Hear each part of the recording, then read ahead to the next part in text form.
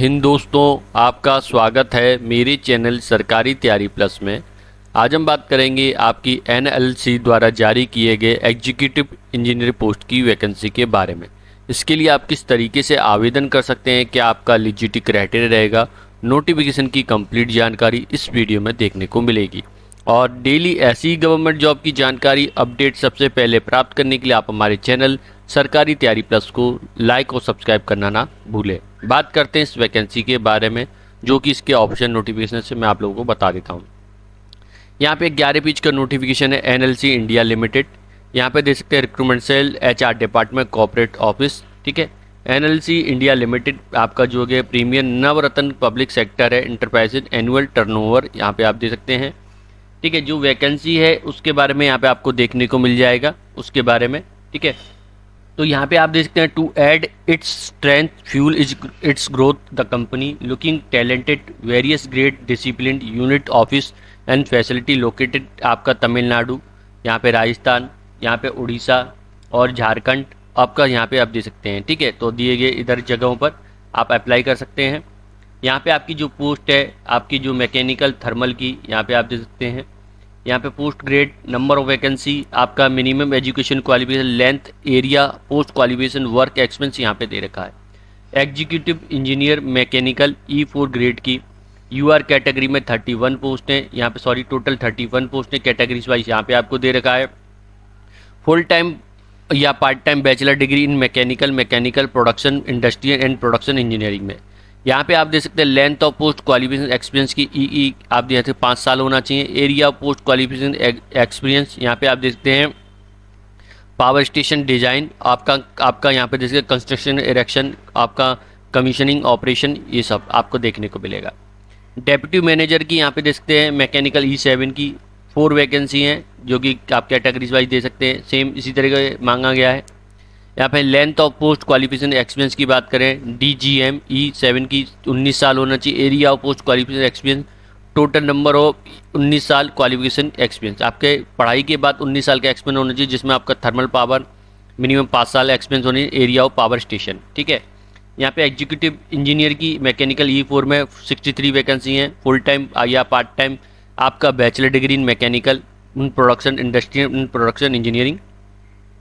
Length यहाँ पे दे सकते हैं पोस्ट क्वालिफिकेशन एक्सपीरियंस EE आप 5 साल। Area of post qualification experience यहाँ पे आप दे सकते हैं post qualification experience in planning manufacturing erection maintenance और heavy earth moving machinist like cranes dozers dumper.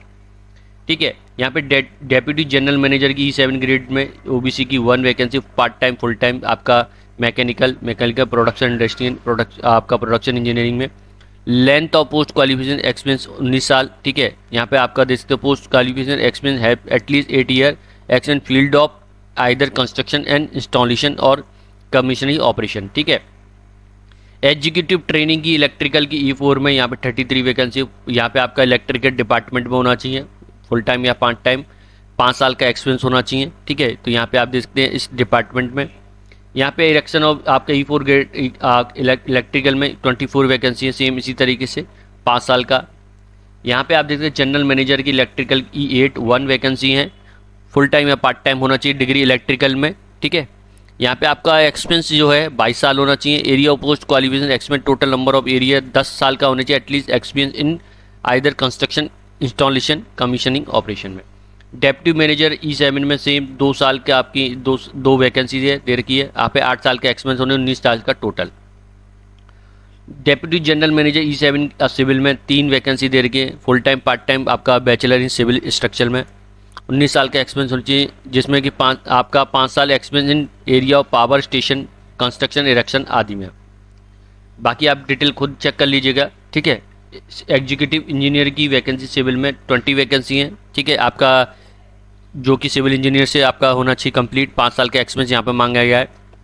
Deputy general का E7 में E3 3 वैकेंसी हैं, यहाँ पे भी आपका एक्सपीरियंस के यहाँ पे आप देख सकते हैं 19 साल का एक्सपीरियंस यहाँ पे आपका मांगा गया है। ठीक है, यहाँ पे आप देख सकते हैं सिविल का E4 में यहाँ पे एक वैकेंसी टोटल 6 हैं। यहाँ पे आप देख सकते हैं आपकी नंबर ऑफ आपकी जो एक्सपीरियंस है E4 ग्रेड में 5 और E9 आपका E7 में 19 साल का एक्सपीरियंस मांगा गया है। एग्जीक्यूटिव कंट्रोलर की यहाँ पे देख सकते हैं E4 में 13 वैकेंसी हैं, 5 साल का एक्सपीरियंस यहाँ पे मांगा गया है। एग्जीक्यूटिव की केमिकल में यहाँ पे आप दे सकते हैं फुल टाइम आपका part time bachelor chemical engineer में होना चाहिए, या इन्वायरमेंटल में आप दे सकते हैं E4 कैटेगरी में यहाँ पे आप दे सकते हैं 4 वैकेंसी है आपका यहाँ पे आपको देखने को मिलेगा। ठीक है, आपके किस में यहाँ पे इन्वायरमेंटल इंजीनियर में या bachelor degree energy and environmental में। ठीक है, 5 E4 कैटेगरी के तो 5 साल का एक्सपीरियंस यहाँ पे मांगा गया है। यहाँ पे इसी तरह का एग्जीक्यूटिव इन्वायरमेंटल इंजीनियर में सेम यहाँ पे 2 वैकेंसी हैं। आप देख सकते हैं इन्वायरमेंटल इंजीनियर से आपका होना चाहिए 5 साल का एक्सपीरियंस यहाँ पे रखा गया है।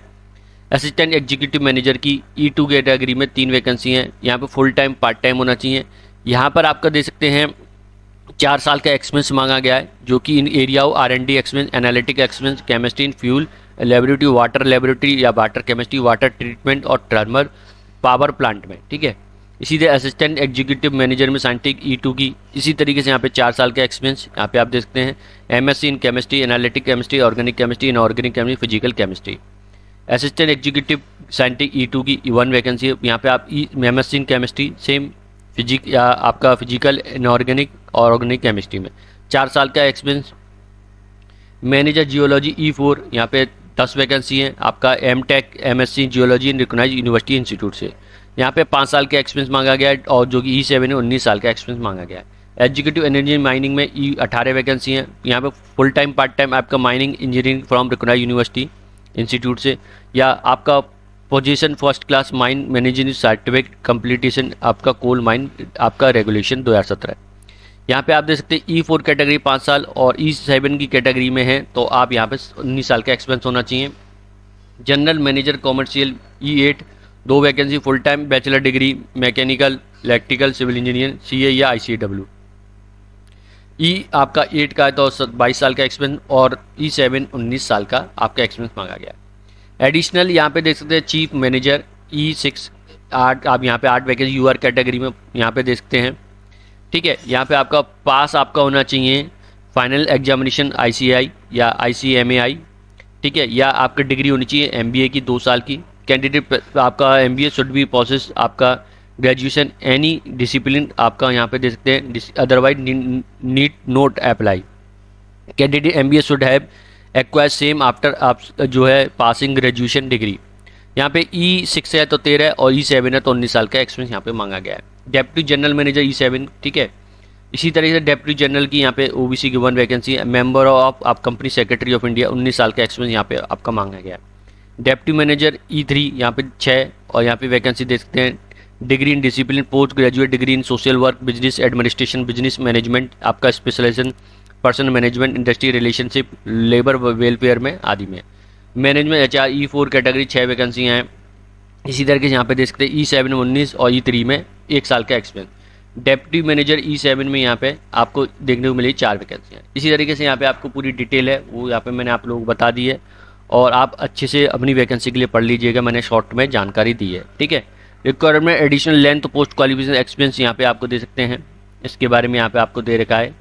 यहाँ पे नॉट लेस देन 50 CTC इनके बारे में यहाँ पे आप दे सकते हैं। यहाँ पे क्रूशल डेट आपको दे सकते हैं अपर एज लिमिट की यहाँ पे आपको दे रखा है।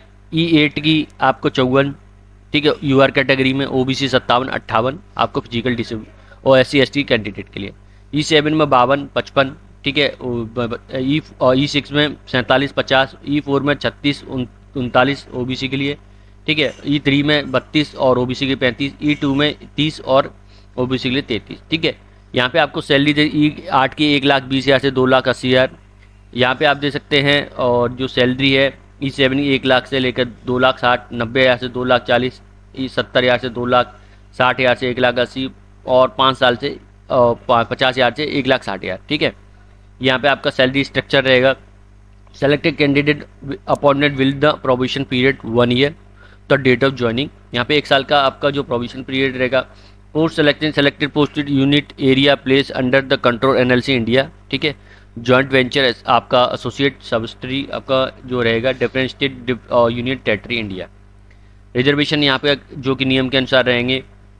आपका मेथड ऑफ सिलेक्शन यहाँ पे आपका minimum qualification person interview salary 50% prescribe UR economy sector के लिए 50% और 40% SC ST physical disable candidate के लिए। ठीक है, the final selection will be made, आपका मेरिट बेस्ड होगा, आपका marks scored candidate personal interview में। इन केस हायर आपका responsible any particular management reserve to right conduct screening test. Medical fitness की यहाँ पे देखते हैं, जनरल स्टडी, यहाँ पे आप जनरल कंडीशन और भारतीय नागरिक, all qualification have been Indian university और इंस्टीट्यूट के अनुसार होने चाहिए, AICTE और UGC के द्वारा। ठीक है, बाकी यहाँ पे आप देख सकते हैं, यहाँ पे आपको इनकी जानकारी देखने को मिली, हाउ टू अप्लाई के बारे में यहाँ पे आपको दे रखा है। ठीक है, वो यहाँ पे आप अप्लाई कर सकते हैं। एप्लीकेशन फ़ीस की बात करें 500 रुपये है। ठीक, UR और यहाँ पे दे सकते हैं OBC इकोनॉमिक सेक्टर के लिए, और प्रोसेस फी 354 रुपये, 854 रुपये की फ़ीस। आप SC/ST फिजिकल डिसेबल की एप्लीकेशन फ़ीस से एग्जाम्प्ट रहेंगे, और यहाँ पे आपको प्रोसेस फीस देनी होगी 354 रुपये। ठीक है, तो ये आपकी डिटेल है।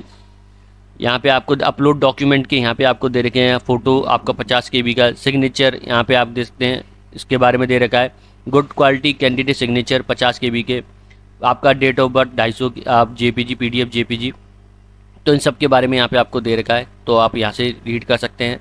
5/7 से लेकर आप 3/8 तक अप्लाई कर सकते हैं, 3/8। ठीक है, और यहाँ पर लास्ट डेट रहेगी फीस जमा करनी 3/8/2023, और यहाँ पर last date online submit application candidate who have already register, fee और डेट 4/8 दे रखी है। ठीक है, तो इस तरीके से आप इस फॉर्म को फिल कर सकते हैं। तो फ्रेंड, ये थी आपकी NLC द्वारा जारी किए गए विज्ञापन की, यहाँ पे आप इस पर लिंक पर क्लिक करेंगे, आप नोटिफिकेशन भी पढ़ सकते हैं। आई होप जानकारी और वीडियो दोनों हेल्पफुल रही हूँ। ऐसी गवर्नमेंट जॉब की जानकारी अपडेट के आप हमारे चैनल को लाइक और सब्सक्राइब करना ना भूलें। वीडियो देखें, धन्यवाद।